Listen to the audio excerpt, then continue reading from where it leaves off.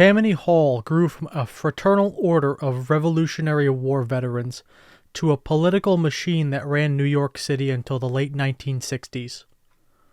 Originally espousing nativist and anti-Catholic sentiments, Tammany Hall would change with the demographics of the city, becoming a bastion of Irish immigrant patronage after the Civil War before expanding their patronage to other Catholic immigrants in the 20th century. The organization was a gray link between the Democratic Party and organized crime. Tammany Hall leveraged patronage in politics and later unions to strangle the competition in New York and pull off some of the most unashamed acts of corruption in the history of the United States. The term Tammany comes from the revered Delaware Valley Lenape Turtle Clan head and chief of chiefs, Tammany. Tammany was a renowned peacemaker and signed the Treaty of Shackamaxon, or Penn's Treaty, among 7 other reaffirmation treaties, on behalf of the Delaware Lenape. Tammany died in 1701. Even so, his name rang through the next century among both Native Americans and European Americans. So much so that in 1776, when George Morgan was sent by the Continental Congress to Fort Pitt, where he acted as liaison between the tribes and the American revolutionaries, he was named Tammany by the Lenape in honor of the peacemaker chief. After the conclusion of the Revolutionary War, many of the pre-revolutionary societies became pseudo-political parties unto themselves. The Tammanies were one such organization. These Tammanies were organized into 13 animal totem tribes, one for each of the new states. Originally, the prime totem was the New York Eagle, but in later eras, the Delaware Tiger totem would gain supremacy, probably more for alliterative reasons than Delaware reasons, though.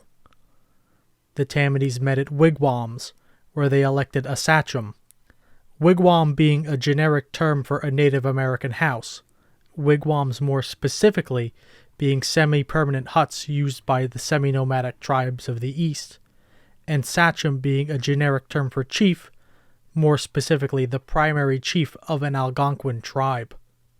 The Tammany sachems would meet at a grand wigwam, first in the backs of taverns on Manhattan, usually Barden's Tavern on the corner of Murray and Broadway across from Old City Hall, though in 1798 the Tammanies rented the long room of Brom Martling's Tavern at Nassau and Spruce on the other side of Old City Hall, making this location the first Tammany Hall. Regardless of wherever the Grand Wigwam would be, there the Tammanies would elect a Kitchi Okamaw, better known as a Grand Sachem, who would act as the head of the Tammany Society. The first Grand Sachem was founder William Mooney, a Revolutionary War veteran and upholsterer who owned a shop on Nassau Street in New York. Mooney formed the Society of St. Tammany out of the Order of Red Men, a fraternal order likewise splintered off from the secret Philadelphia Society due to the leadership's loyalist leanings.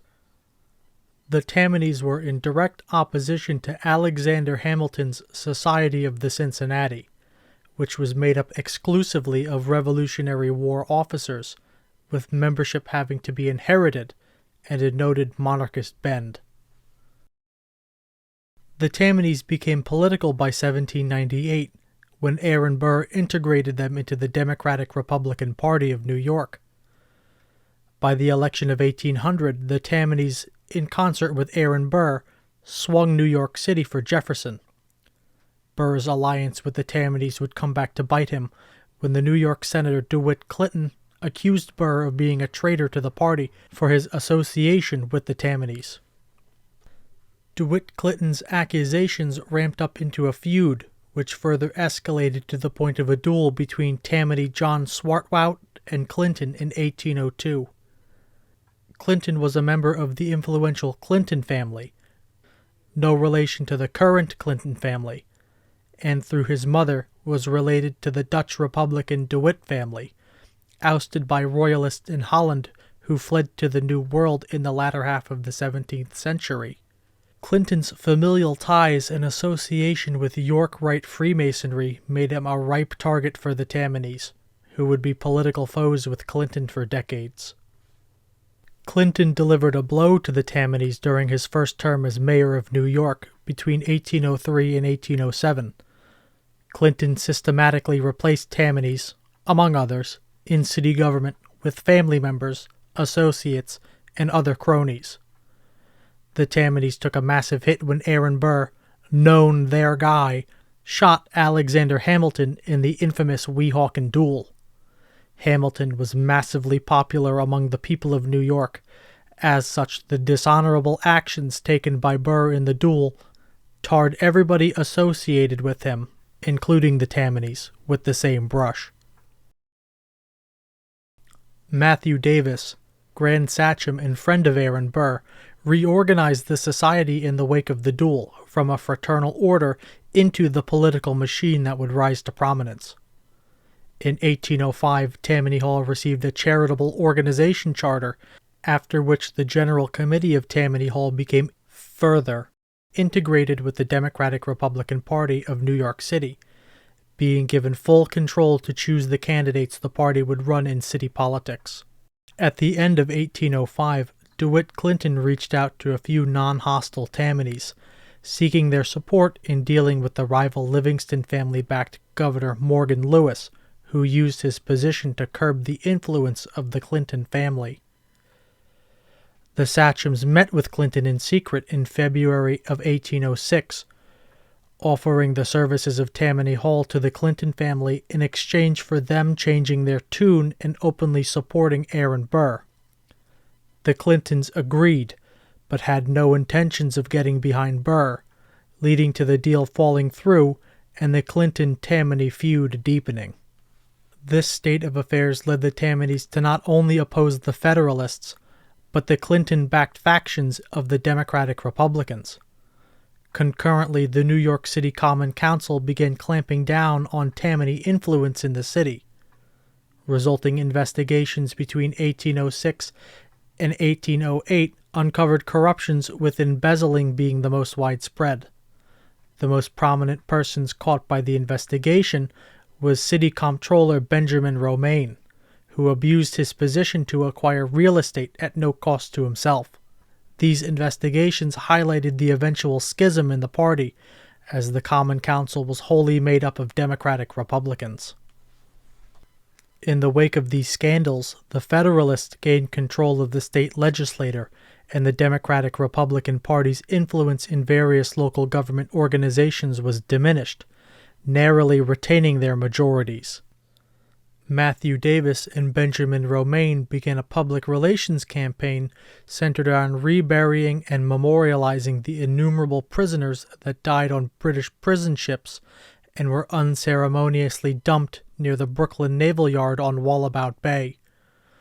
Over 11,000 prisoners were held in and around Wallabout Bay, many dying to the deplorable conditions aboard the ships. As the busy naval yard expanded, bones were found everywhere in the bay, and something had to be done.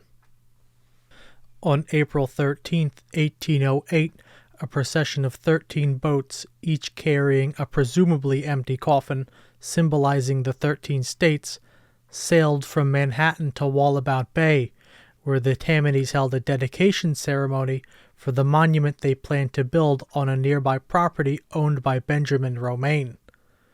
New York State voted to allot $1,000 to Tammany Hall, I'll remind you a charitable organization, for the construction of the monument. After the ceremony ended, the Tammany's kept the $1,000 as it wasn't enough, the value of which, in February 2024, is over $24,000. The Tammany's initially only constructed an ossuary for the bones that were found on the site, burying some 20 barrels of unidentifiable bones found in and around the bay. It would take until 1908 before the promised monument was dedicated. Corruption was a big issue for Tammany Hall, the problem being that in the previous investigations, Tammany's had flipped and ratted out other Tammany's on their corruption. As you can understand, something had to be done. Tenius Wortman, a leading sachem, instituted the Committee of Spies to root out the Tammany's that disagreed with the Tammany Hall leadership. The spies gathered information on these less in-line Tammanies, which was used by leadership to either correct or expel the members. In the future, similar programs to the Committee of Spies would be an ever-present set of guardrails in Tammany Hall, separating not the wheat from the chaff, but more accurately, the chaff from the wheat. In this era, the Democratic and Republican parties were one political entity, but the two only worked together in opposition to the Federalist Party. As time went on, and the political landscape changed, the Democrats and Republicans realized that they were actually incompatible. The leaders of Tammany Hall realized this about the same time and used the Committee of Spies to expel Republican Tammanies. Once Tammany Hall was in order, the government was next. The Committee of Spies began strong-arming Democratic Republicans who leaned in the Republican direction. Most notable was printer James Cheatham, who, in addition to his duties as New York State's printer, wrote extensively in his newspaper, The American Citizen, about Tammany Hall and corruption, as he was a pro-Clinton Republican. Cheatham was removed as state printer and sought help from ally DeWitt Clinton, but Clinton still wanted the Tammany's support.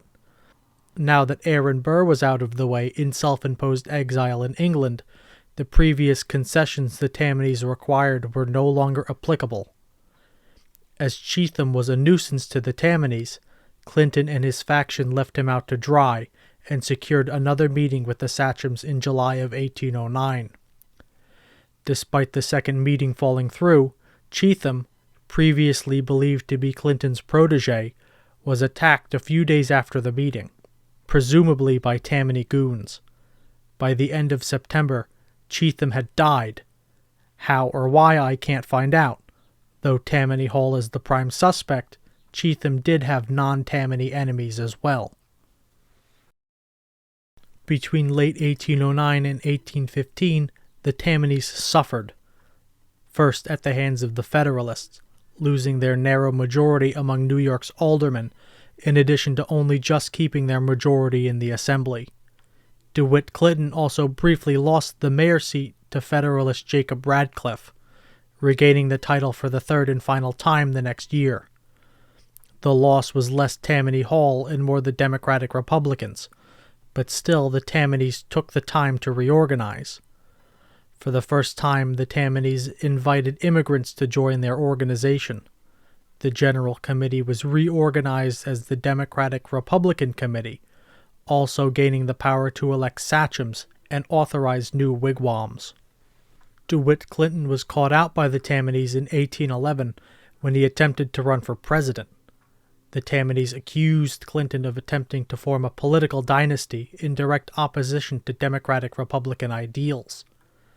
Despite the Clintonite influence in the party, many agreed with the Tammany's accusations of treason to the party, and Clinton's presidential run failed, furthering the Tammany-Clinton feud.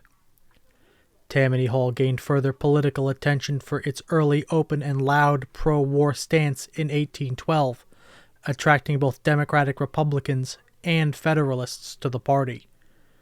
The open anti-British stance also attracted many Irish immigrants, formerly on Clinton's side, further eroding his power base. This episode also saw the development of one of the Tammany's signature tactics, something we might recognize as selling out. This was accomplished by actively alienating old Tammany's in favor of new, wealthier, and more politically beneficial members, namely of the financial class. During the War of 1812, attacks from British allied natives on Americans intensified. The Tammany's expunged many of their outwardly Native American practices, noticeably dressing in buckskins and moccasins for their marches, replacing wigwam for hall and sachem for boss, while retaining the more practical aspects such as their esoteric native-inspired calendar and rites. These new sanitized practices deeply troubled the older members of the Tammany Society, the majority of whom were not involved with Tammany Hall's political side, but there for the fraternal or charitable face of the organization. Even so, the abolishment of the native-inspired practices cleared out many of the founders, including Mooney. At the time, the 40 or so Federalist defectors, led by New York Federalist and famous anti-Clintonite Julian C. Veerplank, were welcomed into the society and quickly advanced the ranks. Tammany Hall's open support was also appreciated and rewarded by James Madison, who gave Tammany's positions in his government lucrative contracts, promotions, some as high as general rank, in addition to many lesser positions for Tammany's of lower rank, as well as generous raises and bonuses to all Tammany-held positions. The Tammany's also wielded Madison's favor against DeWitt Clinton, weakening his faction's position in general politics. The Federalists would also taste a well-timed Tammany spear when, during a Federalist celebration in honor of the restoration of the Bourbon monarchy in France, a mob riled by Tammany Hall crashed the event, severely impacting Federalist popularity in New York City. With Clinton and the Federalists on the back foot, the Tammany's were free to do as they pleased. Winning control of the New York state government back in 1815 and the city in 1816. On March 5, 1815, then Secretary of State James Monroe appointed Grand Sachem John Ferguson to replace DeWitt Clinton as mayor, all on an agreed temporary basis. Ferguson resigned, as agreed, on July 9th, and was replaced by the previously Federalist, now Tammany, former Mayor Jacob Radcliffe. In return, Ferguson was appointed the surveyor of the Port of New York, a much easier post to exploit and get away with compared to the scrutiny faced by the mayor. Radcliffe wasn't mayor for long, though, as a list of people he had planned to appoint to shore up his position in government was leaked, and the Federalists changed the rules for mayoral appointments to prevent further Tammany entrenchment. For this act of incompetence, Radcliffe was cashiered from both Tammany Hall and the mayorship in 1818. In turn, Radcliffe was replaced by Governor Clinton, we'll get to that soon, with Federalist Caldwaller D. Colden, though I feel it's worth mentioning Colden was a high-ranking Freemason in the Grand Lodge of New York. When James Monroe was elected president in 1816, his running mate, New York Governor Daniel D. Tompkins, vacated the governorship, and a special election was held to replace him. The race was between DeWitt Clinton and Peter Buell Porter, both Democratic Republicans, with Clinton thrashing the Tammany-backed Porter with 43,000 votes to Porter's 1,400. After this failure, the Tammany's expelled the immigrants, as they could not convince the voters among their populations to flip for Porter, as Clinton was famously a friend to the immigrants. During Clinton's governorship, Tammany Hall's influence fell once more and was taken over by Martin Van Buren and his faction, the Albany Regency. The Tammany sought to get Andrew Jackson's support, inviting him to a banquet, to which he accepted. Things didn't go Tammany's way when Jackson, invited to make a toast, toasted DeWitt Clinton, though this seems to be just a faux pas by a Southerner unfamiliar with the nuance of New York City politics, and the society continued to support him. Van Buren's Tammany pulled an immediate 180 and attempted to court the immigrant vote once more. This time, Tammany enticed immigrants by championing a bill to broaden the franchise in New York State to all free white men, which included the Irish and German immigrants they previously invited and expelled when it seemed politically sound.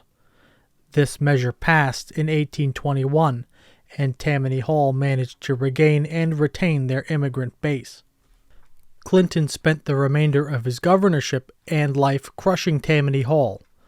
The first half of his governorship ended in near disgrace, with the Erie Canal project burning most of his political capital. Clinton also suffered attacks from another Tammany offshoot faction from within the Democratic Republicans, the Bucktails, in addition to the main Tammany Hall faction. Clinton was briefly ousted from office, but upon completion of the Erie Canal, Clinton was bulletproof and stormed into his third term, hammering the Bucktails faction into oblivion, before dying in office February 11, 1828. Later that year, the Tammanys endorsed Jackson in his presidential run, netting him 20 of New York's electoral votes, besting John Quincy Adams' 17 electoral votes, totaling to 63% of the total electoral votes. This election cleaved the Democratic-Republican Party. Jackson ran under his own name, the Jacksonian Democracy Party. Those that rallied to him would form the Democratic Party that still exists today. The rest would split off and coalesce into the anti-Jacksonian National Republicans, before eventually crystallizing into the Whigs. By this time, the leaders of Tammany Hall used their power in the New York legislature to accrue vast sums of wealth, going from small business owners and government functionaries to bankers and financiers. The Tammany's quickly found themselves out of touch with their working-class base, who joined the Whigs in droves as immigrants assimilated into mainstream American culture and began identifying accordingly. The working class of New York organized and began to defeat the Tammany's politically, tearing the Common Council majority out of Tammany hands. The defeat sent Tammany reeling, driving a wedge between the entrenched, moneyed leadership and the lower-level Tammany's directly losing power. Once more, accusations of corruption would grow into an investigation. A committee was organized by the Common Council on January 11, 1830, but Grand Sachem and Mayor Walter Bowne was just able to appoint his own men to the committee, who conveniently found no wrongdoings. The Tammany's carefully crafted candidates to usurp and integrate the workingmen factions, creating the Clay Workingmen faction, based on the ideals of Henry Clay and promising protectionism, as well as support for the burgeoning industrial machine industry in the mechanics' lien law. The ploy was successful, with thousands returning to Tammany's side in the next city elections. Immediately, though, Jackson's attack on the Second Bank of the United States and resulting bank war saw the factions fall in with Tammany leadership and the Central Committee. All were heavily invested in state banks, so immediately and unanimously endorsed Jackson for a second term. Jackson was opposed to the National Republican Party. In New York, the party was headed by primarily expelled Tammany's, and were thus organized in the same way. Though they gave the Tammany's a fight, Jackson received all of New York's 42 electoral votes, beating Henry Clay soundly. Soon, though, factionalism from within the Democratic Party came to challenge Tammany. The Loco-Foco faction, so named for a brand of matches, formed out of the remnants of the workingman factions that refused to join Tammany, and became a locus of anti-Tammany politics in New York, advocating anti-monopoly, laissez-faire policies. During the elections of 1834 and 1838, open brawls, paying for votes, and even importing voters from other cities became common, as factions within parties and parties themselves desperately scrambled for supremacy in New York. In this time, Tammany had a new faction appear from within Tammany Hall. The Equal Rights Movement was a sort of revival of the previous working man's movement. Having temporarily set aside their factionalism to see Jackson elected, the same voices returned to continue their activism. The Equal Rights faction synergized with the Loco-Foco faction and capitalized on the growing discontent of the working class, as both Democratic and Whig parties had sought to enrich themselves at the expense of both New York State and New York City. The Equal Rights faction sought the end of legislated monopolies, fiat banknotes, inequality under the law, and legislative overreach. By 1834, the race was on to see who could suck up to the working people of New York the hardest, while still securing the bag from big business. Tammany failed to quash the Equal Rights Party, and in their arrogance were unseated by them. In the election of 1837, amid a severe financial depression, the Equal Rights Party split the Tammany vote, losing them the mayor seat to the Whigs, but more devastatingly, Tammany Hall had completely lost the Common Council. Like an echo from the Clinton feud years, the Tammany's were systematically scoured from the ranks of New York's bureaucracy.